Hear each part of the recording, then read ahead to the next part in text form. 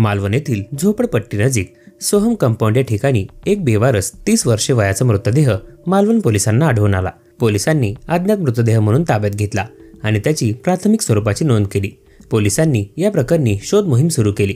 त्यावेळी परिसरातील काही सीसीटीव्ही फुटेज चेक करण्यात आले। त्यावेळी शनिवार दिनांक 8 फेब्रुवारी 2025 रोजी एक महिला आणि एक तरुण दुचाकीवरून या परिसरात आल्याचे दिसले। त्यांनी कंपाऊंड परिसरात येऊन मृतदेह फेकून दिला आणि त्या ठिकाणाहून निघून गेले। आता पोलिसांना सुगावा लागायला सुरुवात झाली होती।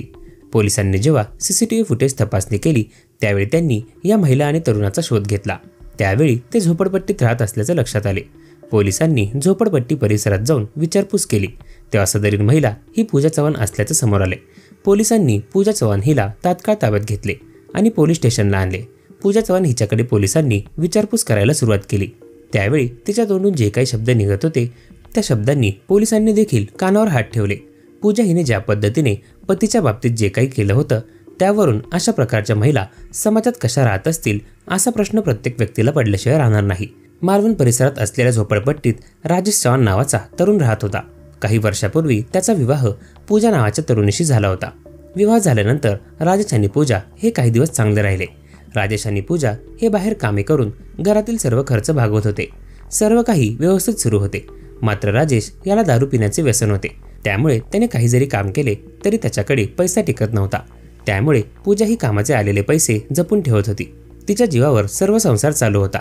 परंतु जेव्हा राजेश याच्याकडे पैसे संपायचे तेव्हा तो पूजाला दारू पिण्यासाठी पैसे मागायचा। पूजाने जर पैसे दिले नाही तर राजेश हा पूजाला मारहाण करायचा।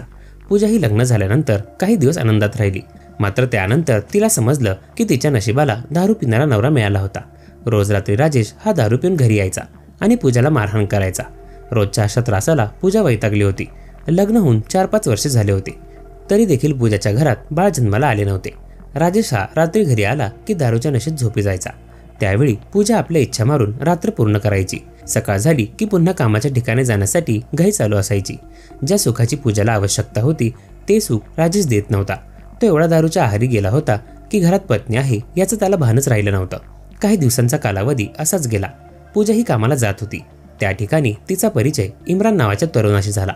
इम्रान हा देखील पूजाच्या वयाचाच होता। त्यामुळे दोघांमध्ये बोलणं होऊ लागले। इम्रानचं लग्न झालेलं नव्हतं त्यामुळे त्याची पूजाबरोबर जवळीकता वाढू लागली होती। पूजा हिला देखील राजेश हा कधीच चांगल्या भाषेत बोलत नव्हता। त्यामुळे इम्रान याचे बोलणे पूजाला आवडू लागले होते। या बोलण्यातून दोघांमध्ये प्रेमसंबंध सुरू झाले। पूजावर इम्रान हा जीवापाड प्रेम करू लागला होता।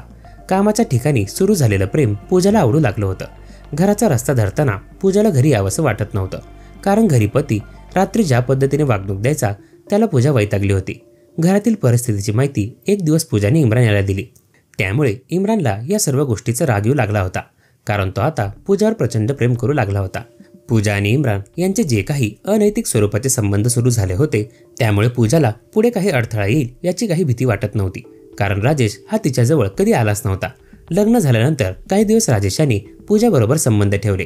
नंतर तो त्याच्या दुनियेत आनंदात होता। त्यामुळे पूजाने इम्रान याच्याबरोबर संबंध वाढवायला सुरुवात केली। इम्रान आणि पूजा यांची भेट ही कायमच्या ठिकाणी व्हायची। मात्र जो काही वेळ मिळत होता तो वेळ दोघांनाही अपुरा पडू लागला होता।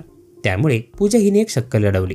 राजेशला पूजा म्हणाली की माझा भाऊ या ठिकाणी काम करण्यासाठी आला आहे, त्याला आपण आपल्या घरी राहण्यासाठी बोलून घेऊ कारण आपल्या घरात आपण दोघेच आहोत। तो जर आपल्या घरात आला तर तोही काही खर्च आपल्या घरात देईल आणि त्यामुळे आपल्याला थोडं सोपं जाईल। राजेशने पूजाला तिचा जवळचा नातेवाईक असल्यामुळे त्याने होकार दिला। राजेशाने होकार दिल्यामुळे पूजाला आनंद झाला होता। रात्री इम्रान तिला भेटू शकणार होता। इम्रान याला पूजाने खबर दिली आणि राजेशने राहण्यासाठी परवानगी दिल्याचं सांगितलं। इम्रानला देखील अतिशय आनंद झाला होता कारण राहण्याबरोबरच तिथं सगळं काही पूजाकडून त्याला मिळणार होतं। काही दिवसातच इम्रान हा राजेशच्या घरी राहण्यासाठी आला। राजेश यांनी इम्रान याचा परिचय करून घेतला। इम्रान हा घरी आल्यामुळे राजेशला देखील आदर मिळाल्याने बरे वाटू लागलं होतं। इम्रान घरात राहण्यासाठी आल्यामुळे राजेशाने काही दिवस दारू पिणं बंद केलं। त्यामुळे इम्रान आणि पूजा यांना भेटण्यासाठी अडथळा येऊ लागला। ज्या उद्देशाने इम्रान आणि पूजा हे एकत्र आले होते त्याचा आनंद दोघांना घेणे अवघड झालं होतं। काही दिवस निघून गेले आणि पुन्हा राजेशने दारू पिणं सुरू केलं। आता मात्र पूजा आणि इम्रान यांना एकांतात भेटणं शक्य होणार होतं। सकाळी कामावर जाताना इम्रान आणि पूजा दोघेही एकत्र जाऊ लागले। पूजा हिला देखील इम्रान याचा सहवास चांगला वाटू लागला होता। जे सुख राजेश देत नव्हता त्याची कमतरता इम्रान पूर्ण करू लागला होता। इम्रान याला देखील लग्न करण्यापूर्वी सर्व काही भेटू लागले होते। त्यामुळे तोही अगदी आनंदी होता. आता घरात जे काही वातावरण निर्मिती झाली होती त्यामुळे राजेशच्या नजरेत काही गोष्टी पडू लागल्या. त्यावेळी तो रात्री दारू पिऊन आला की पूजाला मारहाण करू लागला. कारण पूजाने ज्या पद्धतीने इम्रानबद्दल माहिती करून दिली होती तो तसा वागत नव्हता. तो पूजाबरोबर पतीसारखं वागत असल्याचं राजेशच्या लक्षात येऊ लागलं होतं. राजेश पूजाला मारहाण करताना इम्रानमध्ये यायचा. त्यामुळे इम्रानला देखील पूजाला मारहाण करताना पाहणे अवघड होऊ लागले होते. त्यामुळे पूजा आणि इम्रान यांनी आपण घरात दोघे एकत्र राहू. राजेशचा त्रास आता वाढत जात आहे. ज्या पद्धतीने तो वागत आहे त्यावरून त्याला आपल्या दोघातील अनैतिक संबंध कळाले असावेत अशी शंका पूजा आणि इम्रान यांना येऊ लागली होती. त्यामुळे राजेशचा काटा काढला तर दोघांनाही आनंदात राहता येईल असा विचार पूजा करू लागली होती. कारण जो काही त्रास होता तो पूजाला सहन करावा लागत होता. शनिवार दिनांक 8 फेब्रुवारी 2025 रोजी राजेश हा नेहमीप्रमाणे घरात आला. त्याने दारूचे सेवन केले होतं. त्यामुळे घरात आल्यानंतर त्याने पूजाबरोबर भांडण करायला सुरुवात केली. तुझ्या भावाचे घरात काय उद्योग चालतात हे मला कळालं आहे. रोज रात्री मी झोपलो की तुम्ही दोघे काय करता हे मला कळत नाही का? असं जेव्हा राजेश बोलत होता तेव्हा पूजाच्या पायाखालची जमीनच सरकू लागली. त्यामुळे तिने मागचा पुढचा काहीच विचार न करता घरात असलेला चाकू हातात घेतला आणि काही क्षणात त्याचा वार राजेशच्या गळ्यावर केला. राजेशचा मृत्यू झाल्याचं कळताच इम्रान आणि पूजाने राजेशचा मृतदेह बांधला आणि दुचाकीवरून सोहम कंपाऊंड या ठिकाणी फेकून दिला आणि ते त्या ठिकाणाहून निघून गेले. राजेशचा मृतदेह कोणाला सापडणार नाही असं दोघांनाही वाटलं होतं. परंतु पोलिसांच्या नजरेस राजेशचा मृतदेह पडला. त्यावेळी त्यांनी परिसरातील सीसीटीव्ही फुटेज तपासून पूजा चव्हाणचा शोध लावला. पोलिसांनी पूजाला ताब्यात घेतला असून तिने सर्व प्रकरणाचा उलगडा केला आहे. आता यामध्ये इम्रान हा देखील सहभागी असल्याचं पोलिसांच्या लक्षात आलं आहे. त्यामुळे त्याचाही तपास पोलीस करत आहेत. ज्या पद्धतीने पूजाने राजेशच्या बाबतीत केले ते अतिशय भयंकर स्वरूपाचे होते.